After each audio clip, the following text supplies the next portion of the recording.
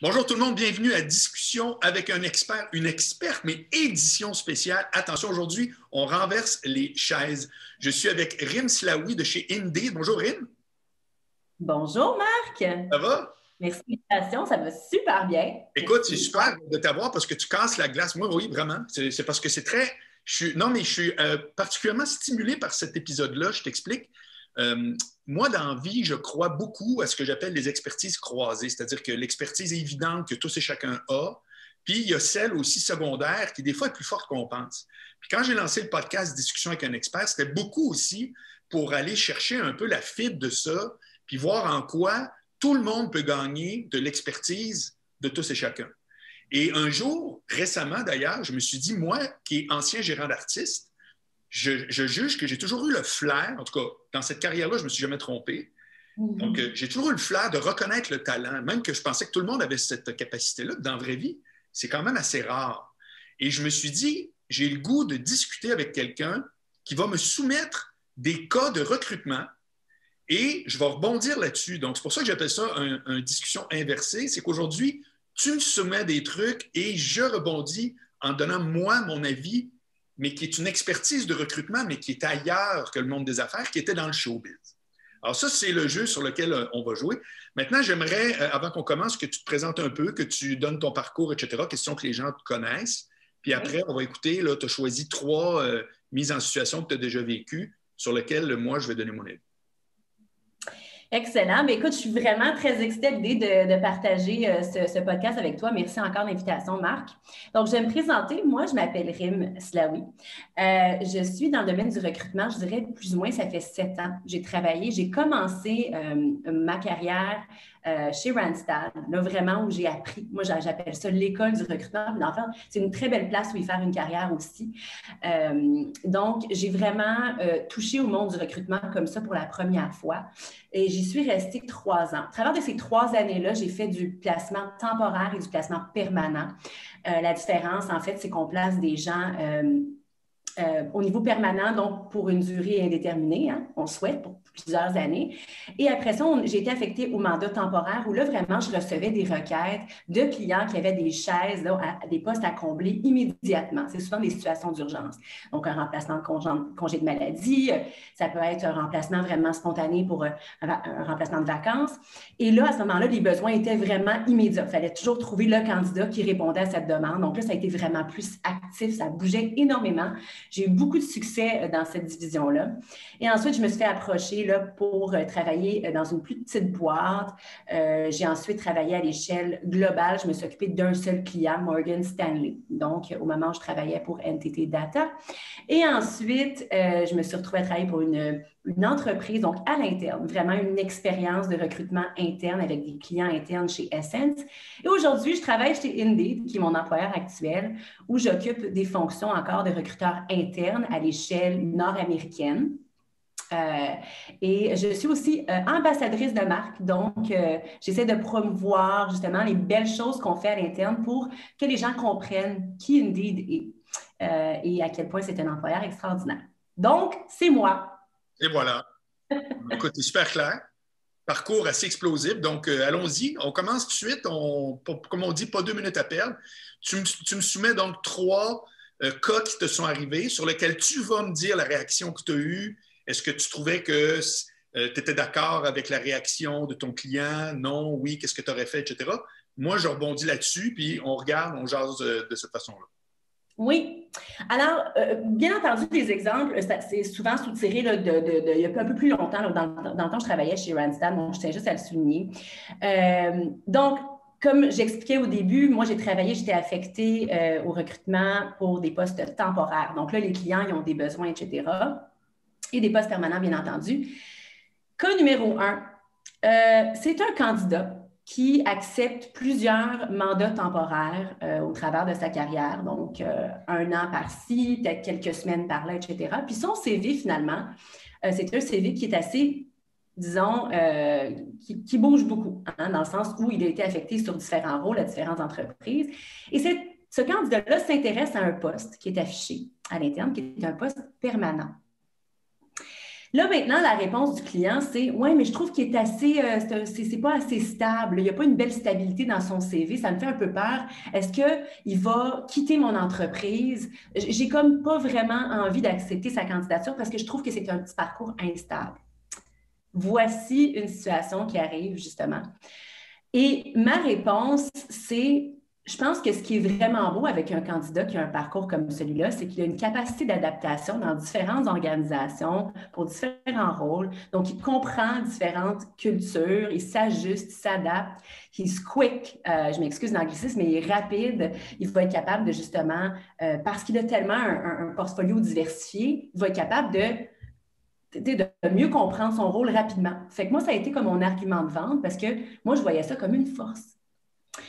Donc, ça, c'est une situation, un parcours qui bouge beaucoup, puis le client il est un peu plus freiné à l'idée d'engager quelqu'un par peur de le perdre aussi. J'ai 1 milliard d'affaires à te parler. Je ne sais pas si je vais être capable, parce que c'est extraordinaire comment c'est. Je vais juste te faire des parallèles avec le domaine du showbiz. Oui.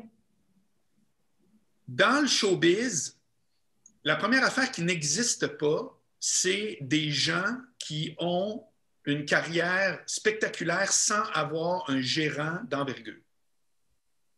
Il n'y a aucun artiste international, donc je prends de Louis-José Hood à Mike Ward jusqu'à Metallica en passant par Paul McCartney, qui n'ont pas eu, dès le départ de leur carrière, un gérant, je n'ai même pas dit un producteur ou une maison de disques, un gérant, donc la job que moi je faisais, qui n'est pas lui-même d'envergure. Tu ne peux pas être... Bon, ça c'est la première donnée. Pourquoi je te dis ça? Parce qu'il y a beaucoup d'artistes qui se sont promenés d'un gérant à l'autre. Et règle générale, ce n'est pas tributaire des succès qu'ils ont eus. C'est tributaire uniquement de la culture de l'artiste et de la culture de son gérant et de sa boîte de production. Donc, pour moi, je trouve que c'est un réflexe extrêmement rapide et pas justifié de prendre quelqu'un qui a un parcours très pointillé, si tu veux, avec des stop and go, puis de juger qu'il va, par définition, donc être instable, à moins, ça c'est ma réponse, que l'entreprise elle-même, dans sa culture d'entreprise, n'a que des gens qui sont là pendant... Écoute, je peux te donner un exemple. J'ai animé une soirée, moi, pour le 30e, 15e et 10e anniversaire, si je ne me trompe pas, de 3 employés ici à Montréal. On est allé sur un bateau dans le vieux. Ça fait à peu près un mois de ça, tu sais, puis ça m'arrive à l'occasion de faire des soirées de même. Puis je me disais, non seulement on parle de 30 ans de service, 15 ans de service, blablabla, mais tous les autres qui étaient là, il y en avait une qui venait à peu près d'arriver. Puis tous les autres étaient là depuis toujours. Ça fait que manifestement, moi, ma réponse, c'est de dire, la personne qui arrive avec le CV que tu viens de me parler, qui, j'appelle ça stop and go, je souscris à 100% à ce que tu dis, c'est-à-dire une capacité d'adaptation très rapide, oui, vraiment haute, mais il va y avoir au final, pour des raisons qui s'expliquent mal, une incompatibilité si tu es dans une entreprise qui, elle, est d'une stabilité monstrueuse avec ses employés, ce qui n'est pas le cas de toutes les entreprises. Ça fait que je serais curieux de voir, moi, le jugement que le client avait par rapport à ça, c'est-à-dire, est-ce qu'il voit son entreprise comme étant une entreprise où tout le monde est là, on l'espère pour longtemps, mais qui, dans la vraie vie, accote pas ça du tout? Ça arrive, ça, des fois, du monde qui se projette sur leur propre culture d'entreprise, quand dans la vraie vie, on est désolé, mais ce n'est pas ce qui arrive. C'est que tu vois, moi, ce que j'ai à dire de ça, c'est il n'y a pas un prérequis d'avance dans l'expérience que j'ai de showbiz entre quelqu'un qui est toujours avec la même équipe tout le temps puis quelqu'un qui bouge beaucoup, si ce n'est que tu ne peux pas être quelqu'un en mouvement qui arrive dans un endroit où c'est extraordinaire. Regarde, par exemple, je fais de la radio. En radio, là, la stabilité ultime, là, c'est très rare. Tu n'as pas l'Arcan qui est là depuis peut-être 7, 8, 10 ans. Puis après ça, si tu regardes toutes les chaînes parlées ou musicales, c'est une roue qui tourne comme ça. Donc, tu comprendras qu'eux autres sont quand même conséquents, c'est-à-dire que très rarement, ils vont s'intéresser à un candidat animateur qui a montré que pendant 10 ans, il était ailleurs. L'industrie n'est même pas faite de même. Ça fait que ce n'est pas du tout un prérequis. Ça fait que moi, je suis assez d'accord avec ce que tu dis. Puis mon critère, à moi, ce que j'aurais répondu aux clients, c'est bien, à la lumière de l'image que vous avez de votre entreprise, je ne pense pas que c'est un critère que quelqu'un soit très, très stable, ou au contraire, vous avez raison, vous êtes un monstre de stabilité dans votre emploi? Tu vois, moi, c'est ça que j'aurais le goût de te répondre. Oui, mais c'est une très bonne réponse, hein. Puis je pense qu'au final, la stabilité va avoir le principal enjeu. En fait, ce qu'il faut absolument avoir, puis ça fait partie d'une des qualités d'un recruteur efficace, c'est de comprendre le fit entre l'employé, ce qu'il recherche, là où il se voit vraiment à long terme, et ce que l'employeur aussi recherche, parce qu'il y a vraiment un match entre les deux. Puis la stabilité, ça va être difficile à définir. Des fois, ça nous arrive de quitter un emploi, d'aller quelque part, puis de penser qu'on veut y rester pendant 5 ans, puis il y a certaines choses qui arrivent. Puis on réalise que peut-être ça ne fonctionne pas vraiment comme on l'avait espéré. Fait que c'est difficile à saisir au début, je dirais. Mais bon, dans Il y a une question par rapport à ça. Admettons, on prend le cas précis qui nous intéresse, OK? Tu l'as vécu en plus. Le client t'amène ce bémol-là. Quand est-ce que tu peux confronter le client sur sa vision en général, non pas seulement du candidat, mais de sa propre entreprise? Écoute, ça, c'est une relation que, en général, tu bâtis d'emblée. Je pense que ce qui est important quand tu es recruteur, c'est de faire comprendre à ton client que tu n'es pas un recruteur, tu es son partenaire stratégique. Tu comprends son organisation, tu vois où est-ce qu'elle s'en va, puis il faut qu'il prête écoute à tes conseils puis à ton expertise. Ce qui est intéressant aussi, c'est que tu as la même relation avec ton candidat. Fait que tu comprends un peu qui est ton candidat. Puis moi, je pense que tout au long du mandat, c'est important de challenger puis de faire réaliser à l'employé, à ton client, d'après la conversation que tu as eue, d'après sa compréhension de l'entreprise que tu as eue, de revenir sur certains points. Puis, moi, je l'ai fait tout au long. J'ai l'intérêt du candidat à cœur, j'ai l'intérêt du client à cœur, puis je sais que si je force la note, c'est parce que je sais qu'il y a un match qui peut être là, qui est présent. Fait que je te dirais, pour répondre à ta question, je ne sais pas si je me suis un peu perdue dans cette réponse-là, mais je dirais que tout au long, je le mentionne, je ramène le point, tu sais, puis dans ce cas-là précis, je me rappelle très bien, le candidat finit par être embauché. Puis je lui ai dit au client, je lui ai dit, regarde, ce candidat va vraiment évoluer dans une organisation comme la tienne où il a tellement eu différentes opportunités de travailler dans différentes organisations, de comprendre différents types de cultures, qu'il sait que c'est la bonne pour lui. Puis c'est pour ça que cette décision d'appliquer de manière permanente à l'opposé de contrat, comme il a l'habitude de le faire, vient de cette sécurité qu'il est là pour les bonnes raisons. Et de ton côté aussi, je pense que tu peux profiter de son expertise parce qu'il a travaillé tellement dans différents domaines, dans différentes entreprises, qu'il peut apporter justement une meilleure manière de travailler dans la tienne. Mais tu vois, ça aussi, il y a un piège parce que ce que tu dis, c'est une réalité, c'est des faits, c'est pas une perception. Mais quelqu'un peut dire, ah oui, c'est intéressant, il arrive de partout puis nulle part, puis il va nous amener vraiment des trucs. Mais encore faut-il que ça, je reviens avec l'idée de la culture d'entreprise qui pour moi est souvent négligée, il faut que ça soit encouragé. Il faut que tu puisses dire, c'est le fun de quelqu'un qui va nous amener à voir les choses ailleurs, mais il faut que ça soit encouragé. Si la culture d'entreprise est archi-conservateur, la personne qui arrive de son parcours en zigzag, ce n'est pas nécessairement un plus, tu comprends? Ça revient avec ta notion de fit, mais qui n'est pas nécessairement un fit, genre, ils se sont trouvés le fun ensemble en entrevue. Là. En showbiz, c'était la même chose. Moi, je me souviens, Martin Matt avait fait le tour de toutes les boîtes de gérance dans le temps, incluant chez nous, quand il est sorti de l'école, parce que c'était vraiment quelqu'un là, qui suscitait énormément d'intérêt dans le milieu. Puis il a choisi quelqu'un basé sur la vision qu'il avait, c'était François Flamand dans le temps, donc qui n'a pas été François Roson avec qui il fait depuis qu'on le connaît, si tu veux, puis qui a décidé de travailler de cette façon-là, etc. C'était basé sur comment Flamand en question avait envoyé le signal à l'effet de « voici où je te vois, puis vers où on irait ». C'était pas genre « ah, je me suis bien entendu avec », parce que dans le domaine des artistes, les critères pour choisir son équipe varient énormément. Tu as l'artiste très artiste qui va dire « ah, c'est génial parce qu'il me comprend, telle affaire ». Ben ouais, OK, mais ça va-tu t'aider à avoir des résultats et de l'argent dans tes poches parce que, tu comprends? Ça fait qu'on n'est pas si loin, je pense, dans ton domaine, d'avoir des critères qui sont mélangés pour déterminer oui, non, peut-être. Tu comprends? C'est pas linéaire, ce truc-là, d'où le défi. Tu sais. Alors, on passe-tu à ton deuxième cas?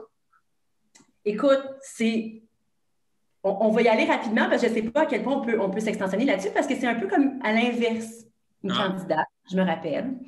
qui avait littéralement là, 20 ans d'expérience dans la même entreprise. Donc, elle a commencé sa carrière dans cette organisation-là, puis a comme justement monté les échelons au sein de cette organisation-là, mais elle n'a pas rien vécu d'autre. Ce qui fait que le client, là, à ce moment-là, à l'inverse, est fermé parce qu'elle n'a pas d'expérience dans d'autres types d'organisations. Fait que oui, elle fait preuve d'une belle stabilité, d'une loyauté à l'interne, puis elle a prouvé qu'elle était justement capable de monter les échelons, tout ça, mais elle a comme pas d'expérience dans d'autres types d'entreprises, dans d'autres domaines. Fait que là, le client était comme, ben oui, mais est-ce qu'elle va être capable de s'adapter? On est une compagnie qui est un petit peu plus différente de celle à laquelle elle est habituée. Bon, nos processus sont peut-être différents. J'ai comme peur qu'elle va comme pas être capable de s'ajuster rapidement. Donc, tu vois, c'est comme un cas contraire, mais ça arrive souvent. Tu sais, des fois, on est confronté à des gens qui sont là depuis des années, qui n'ont pas changé, puis c'est magnifique, mais ça peut être un frein aussi à l'embauche. Puis, c'était quoi ta réaction à ça? Mais premièrement, moi, je pense, puis à ce moment-là, la relation que j'avais avec mon client était la même. Je pense que ça a été une force de développer des relations comme celle-ci où tu deviens vraiment un partenaire stratégique, encore une fois. Mais dans ce cas-ci, je pense que j'ai renforcé l'idée de loyauté, parce que justement, sur ton point, les entreprises qui embauchent veulent s'assurer que la personne demeure ou reste, investissent dans un employé qui va rester pendant plusieurs années. Fait que là, ça, c'était un premier point de vente. Puis elle recherchait vraiment une autre entreprise. Là. Ça a été malheureusement une mise à pied. Hein. Il y a des circonstances qui sont hors de son contrôle. Fait qu'elle, elle recherchait la même forme de stabilité qu'elle pouvait justement transposer ailleurs. C'est une employée qui a monté les échelons aussi. Donc, c'est quelqu'un qui a su faire ses preuves. Je pense que quand tu es embauché à l'interne puis que il y a un mouvement interne qui se fait, tu es promu, puis tu avances, puis la compagnie te fait confiance, c'est que tu es quand même quelqu'un qui travaille, qui a une belle méthode, qui a une belle structure de travail. Donc, beaucoup renchéri là-dessus. Puis c'est de donner sa chance, au final. Tu ne vas pas le regretter, tu vas voir, c'est vraiment quelqu'un qui va se donner, qui a cette soif d'apprendre. Pour elle, c'est un nouveau défi, c'est une nouvelle organisation. Donc, je pense que le petit côté d'excitation, là, comme quand on ne comprend pas trop qu'est-ce qui se passe, c'est nouveau, tout est nouveau, on a envie de comme je sais pas, ça vient avec un genre de challenge, puis ça nous donne juste plus envie d'apprendre plus rapidement, puis d'être plus efficace. Fait que, voilà. Mais le client, lui, pourquoi il spécifiait? C'était quoi sa raison de son bémol? Son bémol, je le comprends, c'est-à-dire c'est quasiment trop linéaire, trop... il va... Mais qu'est-ce qu'il y avait en arrière de ça, selon toi? Ou est-ce qu'il te l'a exprimé clairement? Pourquoi c'était un bug plutôt qu'un plus? Ça aurait pu être un plus. Pourquoi pour lui, c'était un bug? Bien, je pense que, bon, sans rentrer trop dans le détail, bon, c'est une compagnie qui était technologie, là, c'est une compagnie en technologie, donc on appelle ça des entreprises qui grossissent à une vitesse au grand V. Hein, fait que ça grossit, c'est du hypergrowth. Elle venait du domaine des médias imprimés. Fait que je te dirais que, bon, le type d'entreprise est différent, la culture d'entreprise est différente, les choses bougent très rapidement, l'utilisation de différents outils technologiques, puis là-bas, il y avait une méthode plus ancienne de fonctionner. Hein. Des fois, ça prend plus de temps quand les choses sont faites d'une certaine manière depuis des années, dépendamment du corps exécutif. Il y a des décisions, des fois, c'est juste de garder ça un peu old school. Dans ce cas-ci, je pense qu'il y avait comme vraiment un clash au niveau du type d'organisation puis comment il fonctionnait à l'interne, ce qui rendait ça plus difficile pour le client. Est-ce qu'elle va être capable de s'ajuster? Elle n'a comme pas vraiment eu cette visibilité-là au niveau de tous les outils qu'on utilise, le type d'entreprise dans laquelle on est. Voilà. Alors, donc, je pense que c'est ce modèle-là. OK. Bien, moi, j'ai quelque chose à rebondir là-dessus. C'est-à-dire que, toujours avec mes parallèles de showbiz, donc, avec ce que moi j'ai dans mon pack-sac, là, puis j'ai pas l'expérience sur le terrain que toi tu as, mais il y a une priorité à accorder aux critères d'embauche. Moi, ce que ça me fait penser, c'est qu'à un moment donné, moi, j'avais 4 clients. J'avais Maxime Martin, Anthony Cavana, François Morancy, Jean-Michel Anctil. Il n'y en a pas un que j'ai signé pour la même raison, avec la même méthode de travail. Je me souviens une fois, j'avais convoqué les 4 dans un meeting au Club Soda. Excuse-moi, pas au Club Soda, au Café Campus, où on enregistrait une émission que François animait qui s'appelait les Lundis Stand-Up. Oui. Ouais. Puis j'avais dit, hey, les gars, à partir de maintenant, vous ne me lisez plus vos textes avant de les faire. Parce que quand vous me lisez vos textes avant de les faire, parce que vous voulez avoir un avis, puis je trouvais ça le fun, c'était comme, j'ai un côté créatif, manifestement, puis Ça faisait partie de la plus-value de mon service, entre guillemets. Là. Il reste que si moi, je trouve la joke bonne, j'ai tendance, quand elle ne marche pas, à l'excuser. Tu sais, oh, à soir, ça ne marche pas. Ça. Comprends-tu? Moi, je la trouve bonne. C'est que j'avais fait, mais c'était la première, et c'est, à mon souvenir, la seule fois où j'ai fait un message unifié à tous mes clients en même temps. Parce que le reste du temps, eux autres même, ça ne leur tentait pas d'avoir un meeting sur leur cas, même s'ils savent qu'ils partagent leur gérant. Ils ne feraient pas des meetings à 4 en disant, bon, là, toi, maintenant, toi, tu comprends? Fait que moi, j'ai le goût de dire, l'employeur qui a un bémol de cette nature-là à l'effet que, comme tu dis, l'inverse du cas numéro 1, c'est-à-dire, ah, ben là, elle est peut-être trop stable, etc. C'est quoi sa priorité d'embauche? Est-ce que sa priorité d'embauche, c'est une expertise? Est-ce que c'est une stabilité? Moi, j'aurais tendance à penser qu'il y a des postes où la stabilité, c'est-à-dire de pouvoir dire, exemple, moi, je suis sur le conseil d'administration des condos où je vis. Mes collègues, moi, je suis rentré il y a 1 an et demi, mes collègues sont là depuis le jour 1, depuis 2010. Je comprends très bien pourquoi. Ce n'est pas nécessairement une décision réfléchie quand on vote chaque année, mais il connaît chaque vice, comprends-tu, 10 ans. Ça fait que pour moi, c'est un critère, l'ancienneté, pour le choix de ce poste-là. Ouais. Mais dans le cas de la business que tu parles, est-ce que c'est un critère réellement prioritaire de dire, ah, mais va-t-elle s'habituer à notre culture? Ça me fait encore un peu penser à quelqu'un qui regarde son entreprise puis qui la voit dans ses critères et ses yeux à elle, avec ce qui, elle, la branche, puis qu'elle considère qui n'est pas si important, tu vois. Fait que moi, j'aurais essayé vraiment, ma réponse, c'est de s'assurer, est-ce que tu as mis les bons critères prioritaires par rapport à ça? Parce qu'il se peut que tu as raison, c'est un modèle de linéarité, c'est quelqu'un de très stable qui a peut-être les défauts de ses qualités, c'est-à-dire qu'il ne va pas s'adapter vite, qui va avoir de la misère, mais est-ce réellement le critère dans ce type d'embauche-là? En un mot, tu ne peux pas mettre la même grille d'analyse pour tout le monde en disant « chez nous, c'est le même », puis on espère que les gens ne bougeront jamais, mais ça dépend de la fonction. Tu peux avoir peut-être quelqu'un qui gagne à être hyper stable, un comptable, mettons, puis un autre fou furieux qui lui s'occupe de ton marketing numérique, qui par définition, il se lève le matin et c'est supposé pas être comme la veille. Fait que c'est un peu ça que moi, j'aurais le goût de répondre. Oui, puis c'est une très bonne réponse. Je pense que l'enjeu principal, c'était justement, est-ce qu'elle va s'adapter, est-ce qu'elle va apprécier ce type d'environnement-là? C'est un choc de quitter une entreprise, puis après autant d'années. Imagine, dans ton groupe d'administration, 10 ans, c'est beaucoup. On parle de 20 ans là, dans la même entreprise. Oui. Elle n'a vraiment rien vu d'autre. Puis, fait que je peux comprendre un peu le choc qu'elle risque de vivre, puis l'impact que ça peut avoir sur le client. Mais je pense que si la personne, elle est dévouée, elle veut réussir, elle est intéressée par l'entreprise, on lui donne une chance. Il y a un quote qui dit « Higher potential and trained skills hein? ». Donc, on engage le potentiel, puis on forme les skills. Je pense que c'était une bonne candidate pour ça.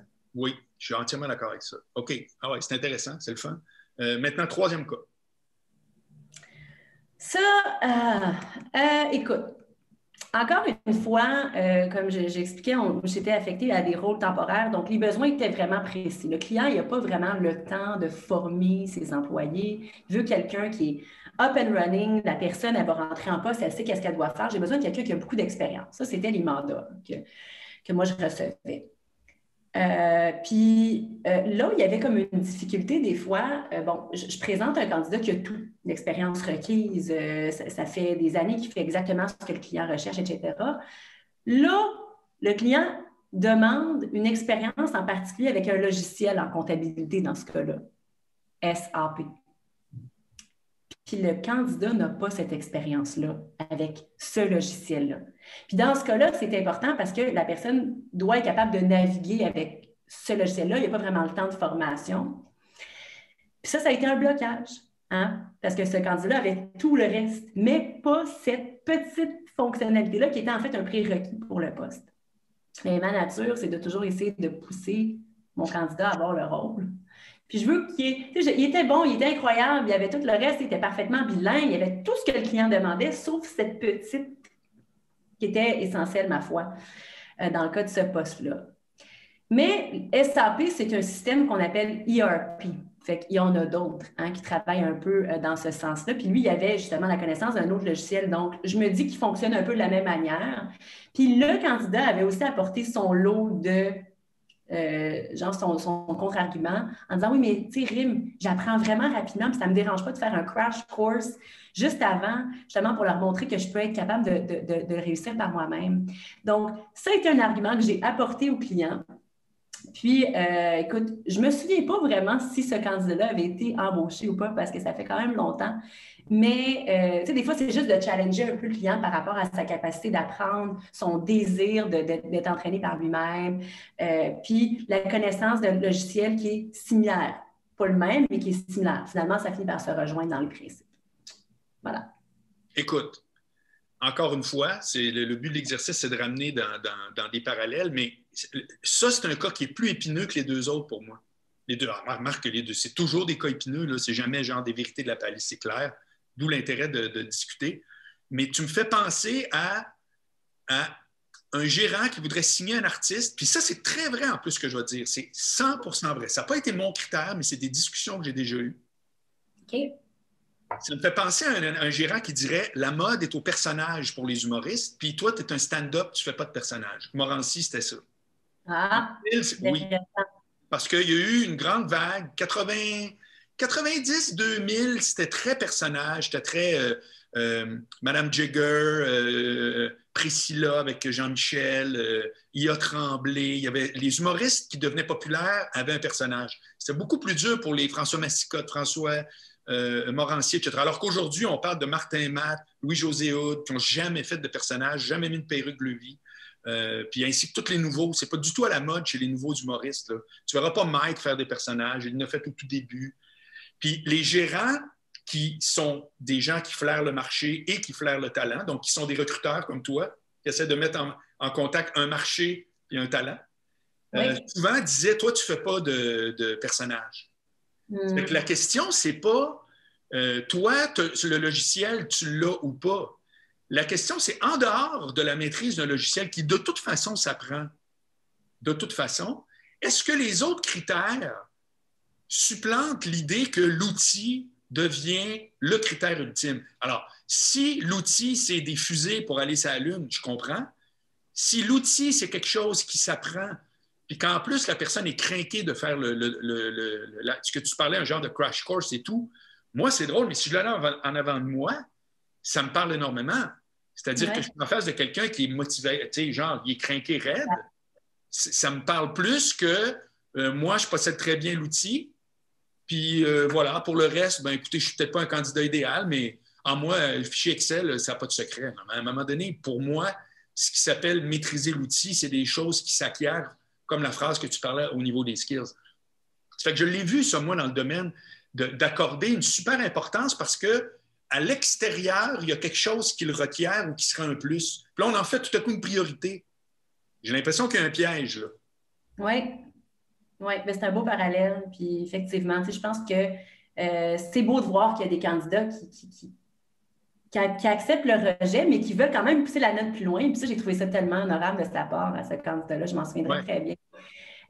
Puis au final, c'est ça, je veux dire, c'est juste une question d'en parler, puis essayer de voir si le client est ouvert à la possibilité d'avoir quelqu'un qui est premièrement motivé à apprendre le logiciel de lui-même. Donc, ça prouve justement qu'il accepte de ne pas savoir, mais il pousse ça plus loin, puis il dit, mais regarde, je ne le sais pas tout de suite, mais donne-moi l'opportunité d'avoir ce rôle-là, je vais l'apprendre par moi-même. Tu n'as pas besoin de t'en soucier.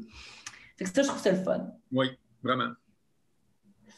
Écoute, une dernière situation qui arrive souvent, puis ça, c'est comme un genre de... Écoute, ça arrive moins en agence, mais ça peut arriver. J'ai eu ces cas-là, puis c'est toujours très intéressant. Tu as quelqu'un qui arrive, puis qui applique à un rôle qui l'intéresse. Donc, ce candidat-là est vraiment confiant d'être capable d'exercer l'ensemble des tâches qui sont requises. On parle de rôle, disons, junior. Ce candidat-là, par contre, n'a pas d'expérience. Donc, des fois, par exemple, quelqu'un qui vient de sortir de l'école puis qui a étudié en marketing puis applique sur un poste en marketing en entreprise, il n'a pas l'expérience concrète, pratique, mais il a toute la théorie. Il est fresh from school. Il veut appliquer tout ce qu'il a appris. Il a fait un stage. Bon, on parle d'1 mois et quelques, mais il n'a pas l'expérience en soi. Fait que je pense que quand on présente un candidat comme ça à une entreprise qui est en recherche, ce qu'on va souvent entendre, c'est « ouais, mais il n'y a pas d'expérience. Moi, j'ai besoin de quelqu'un qui a de l'expérience. » Puis, le candidat, ce qu'il nous dit souvent, c'est, la candidate, c'est « ouais, mais si on ne me la donne pas, cette première expérience-là, comment je vais l'avoir, mon expérience? » Ça, c'est quelque chose qui est vraiment difficile parce que autant on parle avec des gens qui sont motivés, qui sont tellement allumés, qui sont prêts à apprendre, qui ont envie de travailler, qui sont prêts à se prouver, mais ils n'ont pas d'expérience. Fait que souvent, c'est là le challenge. Fait que ça peut-être un bon point pour toi, Marc, parce que j'imagine que ça t'est arrivé dans ta carrière. Comment est-ce que toi, tu as apporté, comment tu apporterais ça? Justement, comment tu donnerais ta chance, tu sais? Direct. Si j'ai de quoi te répondre, direct. Moi, je suis confronté à ça dans le domaine des médias, par exemple. Puis je pense que les employeurs ne se rendent pas compte et ils font une confusion entre l'expérience et le fonds de commerce. Ouais. C'est-à-dire que moi, j'ai juste signé des no-names parce que j'étais no-name, je commençais. J'ai que signé des no-names qui ont tous monté. Donc, il n'y avait aucun fonds de commerce. Donc, je peux comprendre que quelqu'un aujourd'hui va dire, moi, je veux quelqu'un, par exemple, une nouvelle émission qu'on a appris Big Brother sur Nouveau, ce qui anciennement était V-Télé. Ils ont pris Marie-Mé. Pourquoi Marie-Mé a des followers, elle envoie un signal déjà, c'est un blablabla. J'ai tout compris, parfait. Est-ce qu'au jour le jour, avec une bonne animatrice, on a compris que ça, c'est pas vérifié, puis c'est secondaire dans leurs critères? C'est peut-être une erreur, mais on comprend la démarche. Donc, le fonds de commerce à Marie-Mé a été littéralement ce qui a gagné, et non pas son expérience, parce que comme animatrice, la fille, c'est une chanteuse. Peut-être que oui, peut-être que non, on ne le sait pas. Mais quand je ramène ça à ton truc, c'est que moi, les gens me font rire avec leurs histoires d'expérience parce que j'ai une question à poser à tous les employeurs. Qu'est-ce que vous en faites de l'expérience? En bout de ligne, vous voulez quelqu'un d'expérience, mais vous en faites quoi? Parce que rappelons juste quelques conversations qu'on a eues un peu plus tôt, quand on disait, c'est très drôle de dire, je vais avoir quelqu'un qui a tel skills, mais si la culture d'entreprise oblige tout le monde à penser pareil, ça va donner quoi l'expérience? Alors que si tu as un jeune crinqué qui arrive, que tu peux mouler à ta forme, tu sais qu'il y a beaucoup de projets dans le domaine des médias et du showbiz où à quelque part le thinking, c'est on veut du sang neuf parce qu'on ne veut pas quelqu'un qui est empoisonné du voisin. On ne veut pas quelqu'un, c'est rare, c'est ce que je te dis, mais ça existe. On ne veut pas quelqu'un qui va nous dire « Ouais, mais c'est pas de même, ça marche. » Ça, c'est les employeurs qui pensent de même. Et très souvent tard. Ça fait qu'il y a des règles, c'est bien compris, mais il reste que moi, ça me fait vraiment toujours, de tout temps, ça me fait un peu éclater la tronche d'entendre « on veut de l'expérience ». Posez-vous la question, quelqu'un d'expérience, quand il arrive, ça vous donne quoi la fameuse expérience? Est-ce qu'elle peut respirer l'expérience chez vous? Peux-tu vivre l'expérience? Au moins, confrontez-vous vous-même. Parce que sinon, vous êtes juste là en train de répéter un mantra que tout le monde a dit. Moi, quand je vois entre 5 et 7 ans d'expérience, c'est quoi ça? À 6,5, je suis pas pire. Non, mais c'est n'importe quoi.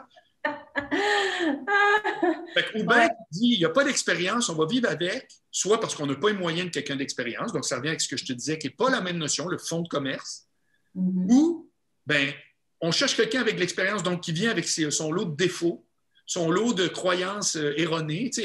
C'est loin d'être pour moi un critère fantastique, l'expérience. Vraiment, loin d'être. Je trouve que la capacité à s'adapter à l'environnement occuté, ça passe 1000 fois par-dessus la fameuse soi-disant expérience. Mais ça, c'est mon point.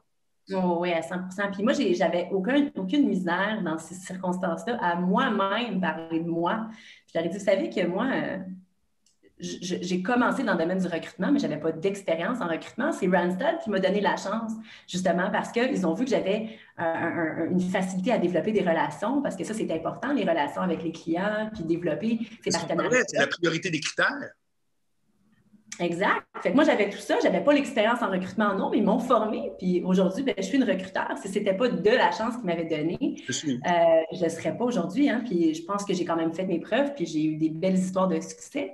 Mais au final, je pense que c'est important de regarder, au final, la personne, est-ce qu'elle répond à d'autres critères qui ne sont peut-être pas nécessairement sur le poste, mais qui répondent à l'entreprise, à notre vision, à où est-ce qu'on veut aller? Est-ce qu'on serait prêt justement à peut-être investir un peu plus, à la former?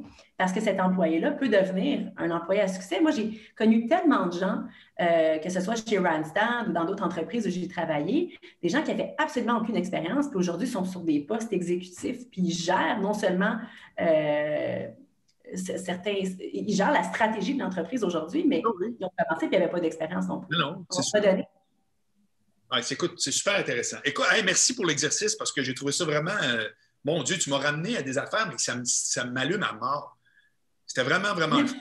C'est à refaire, il n'y a pas de doute. Ben, c'est excellent, mais merci, Salut. Marc. Moi aussi, c'est J'espère le que ça fun t'a de voir plu. le parallèle. Ouais, c'est le fun, hein, l'échange des exemples. Moi, je trouve ça vraiment trippant. En tout cas, j'ai hâte de voir les gens en commentaire qui Ben vont oui! leur réaction, ouais. Parce que moi, en tout cas, ça donne le goût de le refaire. C'est clair, clair. Ben écoute, moi, je suis prête. OK. Hey, très bien. Hey, salut! À la prochaine.